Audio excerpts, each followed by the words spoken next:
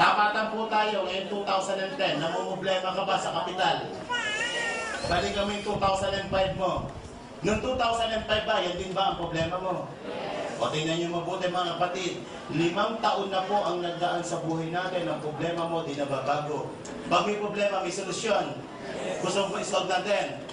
Para masolve ang problema, dapat alam mo yung pinagmumula ng problema. Tama mo ba? Tingin nyo, anong problema? Anong cause? At bakit ang problema mo di nababago? Ang isang dahilan po dyan, yung ginagawa mo dito, hanggang ngayon, yun pa rin ang iyong ginagawa. Tama po ba? Sabi nga, if you always do what you always done, you always get what you always get. So, anong dapat gawin? Change. Tama po ba? And for things to change, you have to change. Tama po ba? Kailangan magkaroon ka ng konting pagbabago. Kasi kung itutuloy mo yan for the next 5 years, darating po ang 2015, yung problema mo ngayon, darating to, yan pa rin ang problema mo. Tama po ba? Walang pinagkaiba po yan sa isang drum na may pumapasok na tubig. Tingin nyo, mapupuno hindi. Paano ang butas ang drum?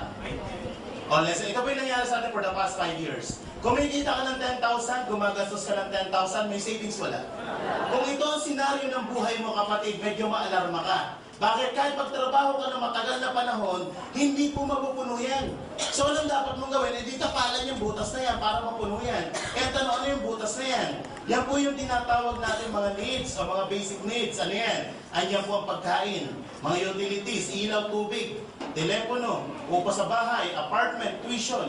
Ang dami niyang mga butas. Minsan may mga emergency pa, malalaking butas. Ang tanong, pwede bang tapalan ng butas para mapuno? Anong yes? Pwede ba wala mo ng pagkain? Mabubuhay ka ba sa oxygen lang? Mga anak, hindi. Pwede ba yun? Pwede ba naki-schedule ang pagkain ng mga anak nyo? Mga anak, cost reduction tayo ha. Ang kain nyo, MWF lang ha. Kami lang dati, PTHS. Pero ano po si Lola? Every Sunday nyo lang. Pwede ba yun? Hindi pwedeng tapalan ng butas. Tama po ba? So, ang point doon, kapag dito ka nakapokus, ang tawag yan is scarcity mentality, pilit mo kinukontrol to na hindi mo naman kayang kontrolin. Bakit ang nagkocontrol po dyan is outside world? Kahit magranig araw-araw sa Malacanang, hindi bibaba ang presyo ng bilihin. So, anong dapat mong gawin? Kontrolin ang bagay. Ngayon 2010, ang kukontrolin mo yung bagay na kaya mong kontrolin. Ano yun? Itong kinikita mo. Walang pipigil sa'yo na magdagdag ng kita. Tama po ba? Let's say, pinasok mo yung 2010 ng AIM Global, ang negosyo ng AIM Global. Inaral mo for 4 months. After 4 months, nag-generate ito sa iyo ng 40,000 kada isang buwan. Ito na ang senaryo ng income mo. May part-time ka na 40, may full-time kang 10. 50 ang pumapasok, 10 ang ginagastos. May savings, wala. At pag may savings, mapupuno hindi. At pag napuno, pwedeng umapaw? Pag umapaw, ito na po yung pinakamasarap na parte ng buhay mo. Bakit pag umapaw mo ng gastusin, ilagay mo sa isang mas malaking lalagyan? And your money makes money. Tama po ba? Bakit? Yung perang nilagay mo dito, mas mabilis mapupuno to. Bakit kumikita uli yan nag-generate uli ng income yan? Tama po ba? At pag napuno yan, ito yung nakukuha ng pamilya natin. Ano yan? Wants. Iba po ang wants sa needs. Ito yung masarap na parte ng buhay natin. Gusto mong pagkain, gusto mong kotse, gusto mong pag-aralan ng anak mo, gusto mong doktor pag may sakit ka. Pag medyo maliit po ang kinikita natin, hindi po yung gusto natin na nasusunod. Kundi yung gusto nito na ipakain sa anak mo. Yung gusto niya na tirahan mo, yung gusto niya ospital para sa'yo. Nangyayari hindi. Bakit maraming pila sa mga public hospital kumpara sa private hospital? Kasi ikaw may gusto, hindi ikaw. Napipilitan ka sumunod dito. Nangyayari hindi. Subukan pumunta sa mga restaurant na mamahalin, na yung pera mo 100 lang. At tingin mo sa presyo saan? Hindi ka nakatingin sa menu, nakatingin ka sa presyo. Di ba, match meal naman ito, tama. Pag tingin mo sa presyo, eto, 40 yan, extra rice. Di ba? So pag ito na po, ito yung tinatawag natin mga dreams. May mga pangarap po ba tayo? Yes! Nangarap ka ba ng magandang sasakyan? Yes! Magandang bahay? Yes! Malaking savings? Yes! Less than mga 30 million ang pangarap mo at nakuha mo. Tingin mo, pwede o pwede? Pero paano? Bakit ko ginamit ng 30 million?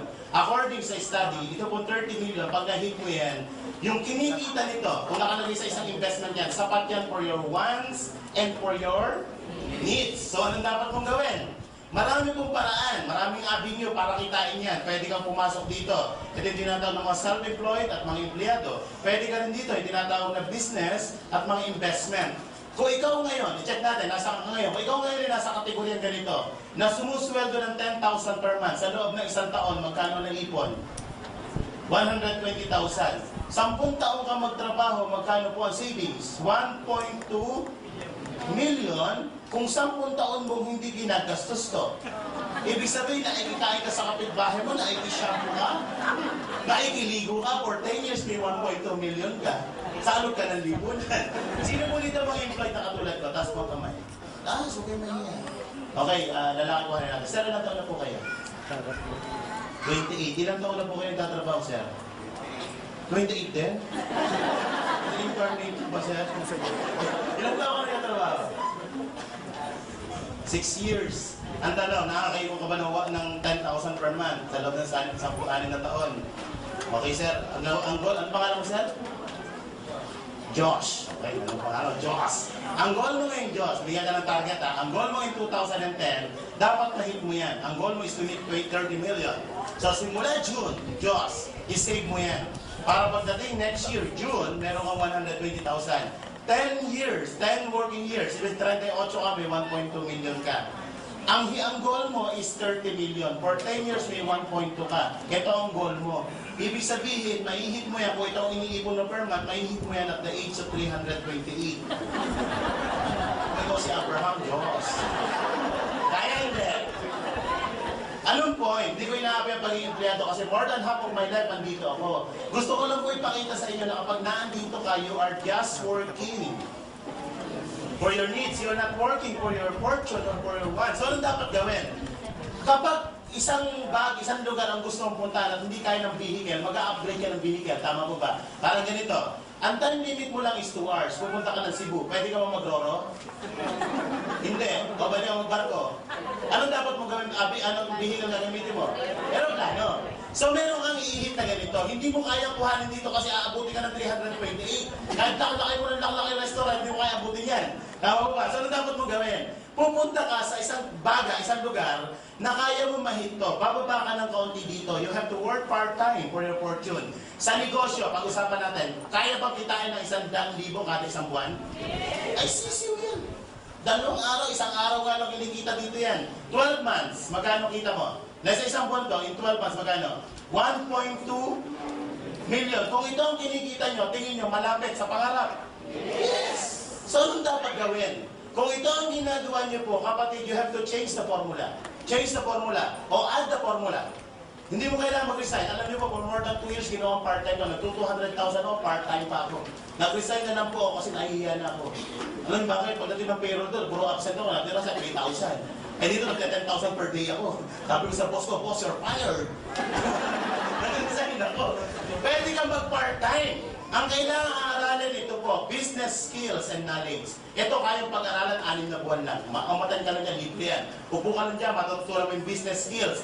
Kaya marami nag-pay-fail sa negosyo simply because walang skills and knowledge. Tama po ba? Pero kung alam mo ang negosyo, hindi ka mag-pay-fail. Pero alam niyo po ba itong 10,000 sa employment? Napakataas ang requirements yan.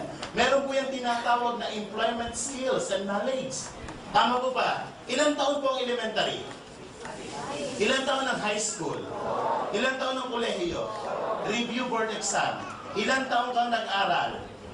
15 years para turuan ka kung paano kitain ng 10,000 per month. Yan ang tinuro sa akin for 15 years. Tama po ba? Eh, gross to. Ano unang binabawas dyan? SSS, pag-ibig, withholding tax, 2,000 na lang. Aabutin pa ng 3,000 yan. 2,000 na lang, magkano iwan sweldo?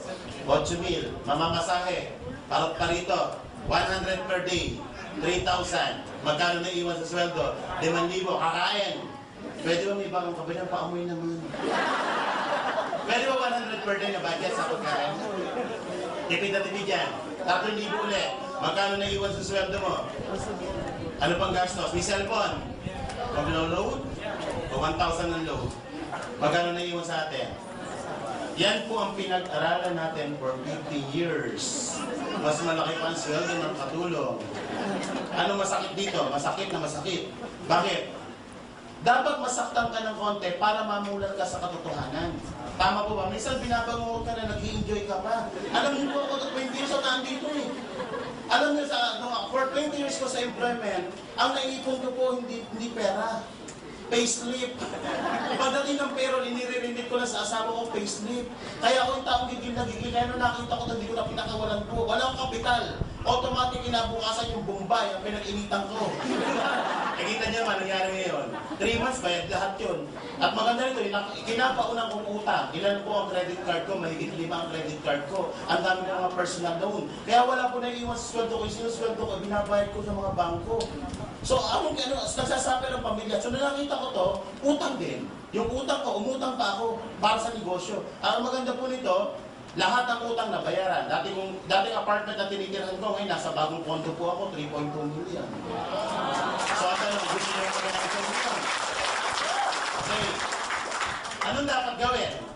Skills and knowledge. Bago ka magsimula, dapat may kapital. Tama po ba? Wala pong negosyo, walang kapital. Tataya ka ng konti, hindi ka mananalo sa loto pag hindi ka tumaya.